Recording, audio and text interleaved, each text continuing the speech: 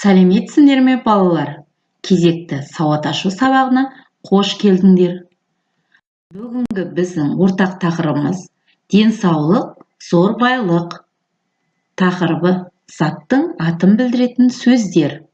Жалпы оқу мақсаты мәтін иллюстрациясы бойынша сұрақтар қоя білу, немесе оқығаны бойынша қойылған сұрақтарға жауап беру. Балалар, осы оқу мақсатына жету үшін ең алдымен видеороликке назар аударайық.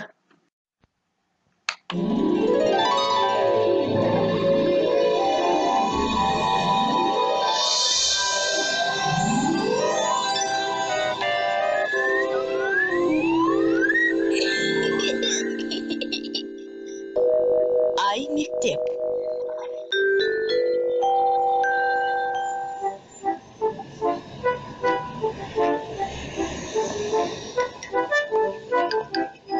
Біздің үйге қонаққа кімдер келеді? Бауыржан ағамыз бен Салтанат тәтеміз келеді. Ал не аламыз? Әртүрлі заттар аламыз. Әртүрлі заттар емес қой бұл. Енді не? Бұл азық түлік. Тағы не аламыз? Керек жарақ заттарды аламыз. Мыналар көкөністер. Дана, мына заттарға қандай сұрақ қойылады? Мынау не? Мыналар нелер? Не, нелер, кім, кімдер деген сұрақтар қойылатын сөздер заттың атын білдіреді. Түсінікті ме? Түсінікті. Онда Бауыржан, Салтанат деген сөздер кім деген сұраққа жауап бере ме? Иә, олар адамның есімдері. Бауыржан ағам дәрігер, ал Салтанат тәтем кім? Салтанат тәтең мұғалім. Мұғалім, дәрігер, аға, тәте сөздері де заттың атын білдіретін сөздер ғой.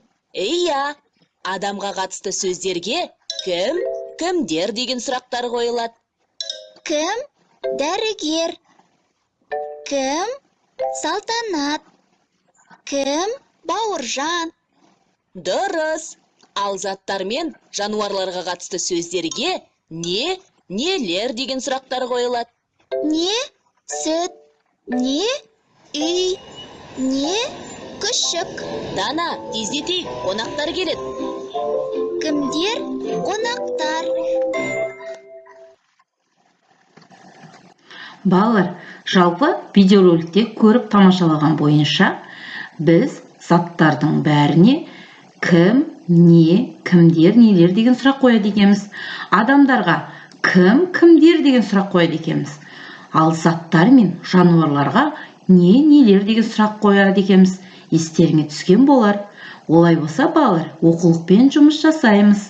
Оқулықтағы 73 бетті ашамыз. Бірінші жаттығуға назар аударамыз. Өлеңді түсініп оқы. Ауылда өстік балалық шақта. Біз деген бұрын спорттың ешбір.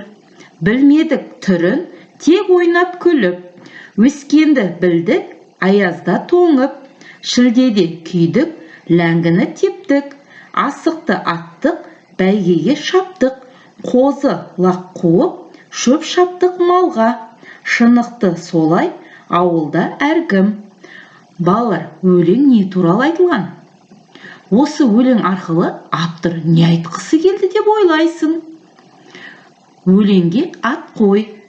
Өлеңнен заттың атын білдіретін сөздерді тауып, оларға сұрақ қойып көрші ғана. Олай болса, балалар, аудиожазба арқылы жолдауды ұмытпа. Балалар, дәптермен жұмыс жасаймыз. Олай болса, 74-ші бетті ашамыз. Екінші жаттығуда көп нүктенің орнына тиісті сұрақтарды қойып, сөздерді көшіріп жаз деген. Балалар, заттарға біз не, нелер деген сұрақ қоятынбыз. Ал адамдарға қатысты болса, кім, кімдер деген сұрақ қоямыз. Мысалға, не, асық. Нелер, асықтар. Сонда бір зат болса, не деген сұрақ қояды екенбіз. Бірнеше заттар болса, нелер, асықтар дейді. Кім? Бала. Кімдер? Балалар. Сонда бір балаға кім деген сұрақ қояды екенбіз.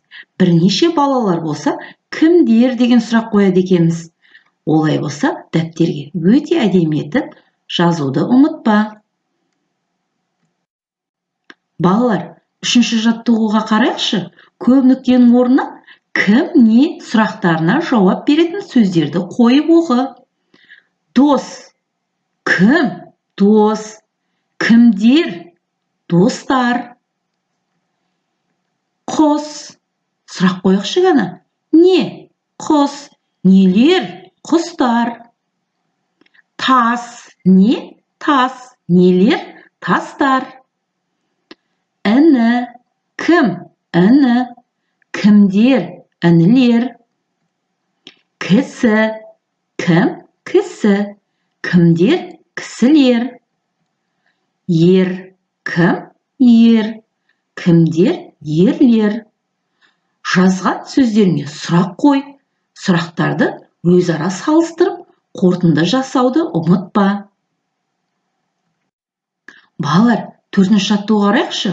Көп нүктенің орнына тиісті суреттерді қойып, өлеңді оқы. Жаратының қарбыз, оратының бидай, қазатының картоп, үгетінің жүгері, жұлатының пияз. Жарайсың, балалар. Сендер дұрыстапты деп ойлаймын. Балалар, бірге жұмбақты шешуге қалай қарайсыңдар? Жұмбақты көшіріп жаз, шешуін тап. Жерге тимей жотасы, атанған күш атасы. Айбаттыны кім дейді? Қайраттыны кім дейді? Қалай ойлайсың, балалар? Кім екен бұл? Әрине, палуан екен. Сонда палуан кім? Палуан. Жалпы осы палуанға түсініктеме беріп өтейін. Қазақ халқының дәстүрлі спорт түрі күрес. Қазақ күресінің басты ерекшелігі палуандар тұрып күреседі. Палуан Шолақ, Қажымқан, Боранкүл, Молдабай, Озаман Шолақ, тағы басқа атақты қазақ палуандардың есімдері қазақ халқының тарихы мен жүрегінде мәңгілікке сақталады. Бұл жердегі адамдардың аттарына қандай сұрақ қоятын едік, балалар? Сабақты қорытындылайықшы ғана. Адамдарға біз кім деген сұрақ қоятынбыз. Олай болса, кім? Қажымқан. Кім? Боранкүл. Кім? Молдабай. Кім? Озаман. Сонда адамдарға кім деген сұрақ қоямыз, ал заттар мен жануарларға нелер деген сұрақтар жауап береді екен. Жалпы, балалар, бүгінгі сабақ сендерге түсінікті болды деген ойдамын. Олай болса, балалар, міндетті түрде орындаған тапсырмаларыңды жолдауды ұмытпаңдар. Жалпы, балалар, сау болыңдар, балақайлар. Бүгінгі сабақ сендерге түсінікті болды деген ойдамын.